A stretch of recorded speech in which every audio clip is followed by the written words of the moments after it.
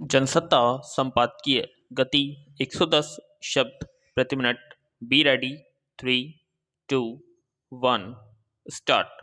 पिछले कुछ समय से रूस और यूक्रेन के बीच बढ़ते तनाव के बीच यह आशंका जरूर बनी हुई थी कि दोनों देशों के बीच कभी भी युद्ध छिड़ सकता है, पर साथ साथ यह उम्मीद भी की जा रही थी कि वैश्विक स्तर पर इस स्थिति को टालने के लिए जैसी कोशिशें चल रही हैं उसमें शायद युद्ध टल जाए। लेकिन गुरुवार को यूक्रेन से जैसी खबरें आई हैं उसने दुनिया भर में शांति की इच्छा रखने वालों को निराश किया है। रूस ने यूक्रेन को अपने लिए खतरा बताते हुए जैसा अभियान छेड़ दिया है उसमें शुरुआती दौर में ही यूक्रेन के 40 सैनिकों और 10 आम नागरिकों की मौत हो गई है। रूस की सैन्य कार्रवाई की वजह से यूक्रेन में मार्शल लॉ लगा दिया गया है, जिसकी वजह से लोगों का एक से दूसरी जगह जाना भी मुश्किल हो गया है। ताज़ा हालात के मद्देनज़र भारत वहां फंसे अपने नागरिकों को लाने में भी पूरी तरह कामयाब नहीं हो सका। अब रूस और यूक्रेन का तनाव जिस दिशा में आगे बढ़ चुका है उसमें अंदाजा लगाया जा सकता है कि आने वाले दिनों में दुनिया को कैसी त्रासद खबरों का सामना करना पड़ सकता है। पैरा। अब वैश्विक समुदाय की ओर से रूस पर तीखे सवाल उठाए जा रहे हैं कि क्या शांतिपूर्वक वार्ताओं के माध्यम से समस्या का हल निकालने के सारे रास्ते बंद हो गए थे। मगर इस मसले पर रूस के राष्ट्रपति व्लादिमीर पुतिन ने कहा कि यूक्रेन की ओर से पेश किए जा रहे खतरों के जवाब में हमले की कार्रवाई की जा रही है।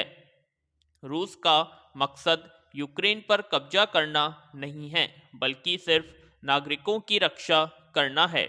दूसरी ओर यूक्रेन के राष्ट्रपति वोलोदिमिर जेलेंस्की ने रूस के दावों को खारिज किया और कहा कि इस हमले से लाखों लोगों की जिंदगी पर असर पड़ेगा।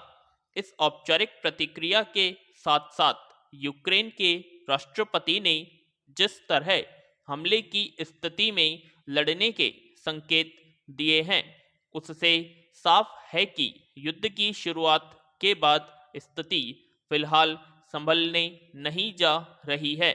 निश्चित रूप से इस युद्ध में रूस और यूक्रेन के रूप में प्रत्यक्ष रूप से सिर्फ दो पक्ष हैं, लेकिन पिछले कुछ दिनों के दौरान इस मुद्दे पर जो अंतर्राष्ट्रीय तस्वीर उभरी है उससे युद्ध का दायरा फैलने की आशंका भी जताई जा रही है। पैरा। दरअसल रूस के ताजा रुख के बाद अमेरिका सहित पश्चिमी देशों ने जिस तरह आनन फानन में रूस के खिलाफ बहुस्तरीय प्रतिबंधों की घोषणा की है और यूक्रेन के पक्ष में नाटो की पहल का संकेत भी दिया है, वह समस्या और जटिल होने का ही रास्ता है। इसे रूस के राष्ट्रपति के इस बयान से समझा जा सकता है, जिसमें उन्होंने अन्य देशों को आग्रह करते हुए कहा कि रूसी कार्रवाई में किसी प्रकार के हस्तक्षेप के प्रयास के ऐसे परिणाम होंगे जो उन्होंने कभी देखे नहीं होंगे। फिलहाल रूस और यूक्रेन के बीच टकराव का यह शुरुआती दौर ही है, मगर दोनों पक्षों की प्रतिक्रिया और रुख से साफ है कि आने वाले दिनों में स्थिति और ज्यादा बिगड़ सकती है। रूस ने यूक्रेन से नाटो के संबंध और क्रीमिया पर अंतर्राष्ट्रीय रुख को अपनी कार्रवाई का आधार बताया है।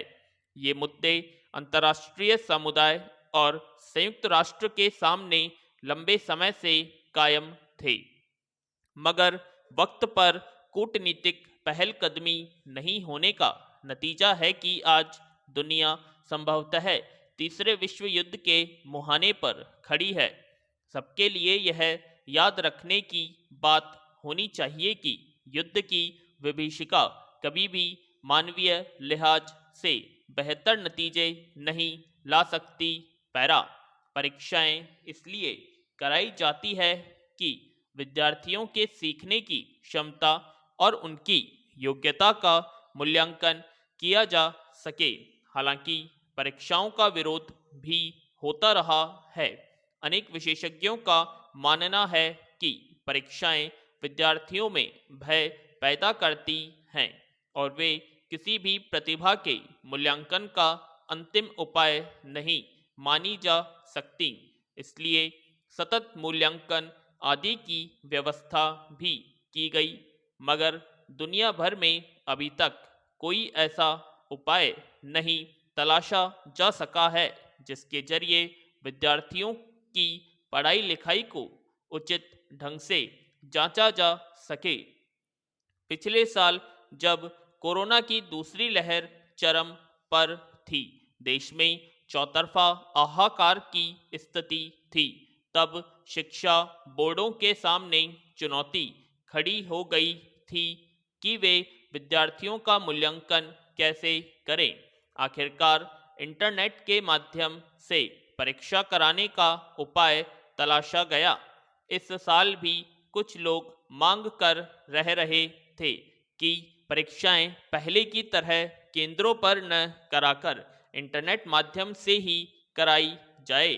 इसके पीछे उनका तर्क था कि चूंकि पिछले 1.5 साल से अधिक समय से बच्चे स्कूल नहीं जा पाए हैं, उनकी पढ़ाई लिखाई ठीक से नहीं हो पाई है।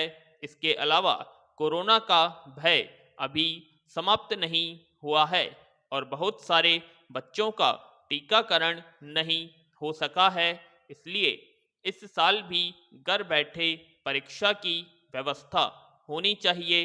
पैरा घर बैठे परीक्षा कराने की मांग करने वालों ने सर्वोच्च न्यायालय में गुहार लगाई। इस पर न्यायालय ने याचिकाकर्ताओं को फटकार लगाते हुए परीक्षा के मामले में किसी भी तरह की सुनवाई करने से इनकार कर दिया। अदालत का कहना है कि पिछले साल के अनुभवों को आधार नहीं बनाया जा सकता। इस तरह की मांग विद्यार्थियों में भ्रम पैदा करती है। इस तरह की याचिकाओं से छात्र गुमराह होंगे।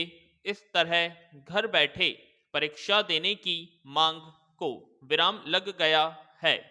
विद्यार्थियों को स्पष्ट हो गया है कि उन्हें परीक्षा के लिए तैयारी करनी है। यों पहले ही केंद्रीय माध्यमिक शिक्षा बोर्ड ने कोरोना की स्थितियों को देखते हुए इस साल होने वाली बोर्ड परीक्षाओं की रूपरेखा काफ़ी आसान बना दी है। उसे 2 सत्रों में विभाजित कर दिया है। पहले सत्र की परीक्षा बहुविकल्पीय प्रश्नों के आधार पर कराई गई, जिसे विद्यार्थी अपने स्कूल में ही दिया। वह एक तरह से गृह परीक्षा ही थी। अंतिम परीक्षा परीक्षा केंद्रों पर कराई जानी है, जिसमें लघुत्तरीय और दीर्घ उत्तरीय प्रश्न होंगे। दोनों परीक्षाओं के अंक जोड़कर विद्यार्थी का मूल्यांकन होगा। ऐसी ही व्यवस्था राज्य बोर्डों ने भी कर रखी है। इस तरह का इस बार पहले से सालों की तुलना में काफ़ी आसान परीक्षा होने वाली है। उसके बावजूद घर बैठे परीक्षा कराने की मांग समझ नहीं आती। पैरा अब कोरोना के मामले काफ़ी कम हो गए हैं। पहले जैसी खतरनाक स्थितियां नहीं हैं जिसमें संक्रमण का भय हो। फिर परीक्षा केंद्रों पर समुचित दूरी बनाकर बैठने, संक्रमण रोधी उपायों की भी व्यवस्था होगी। इसलिए इसे लेकर किसी प्रकार के हिचक की बात नहीं है।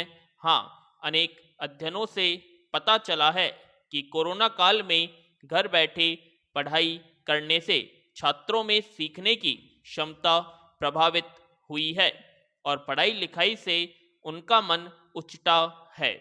मगर इस आधार पर मूल्यांकन की पद्धति बदलने की छूट नहीं मिल जाती। फिर अब स्कूल खुल गए हैं, बच्चों को परीक्षा का मानस बनाने में अभिभावकों का भी सहयोग मिले तो परीक्षा में कोई कठिनाई नहीं आनी चाहिए। विराम।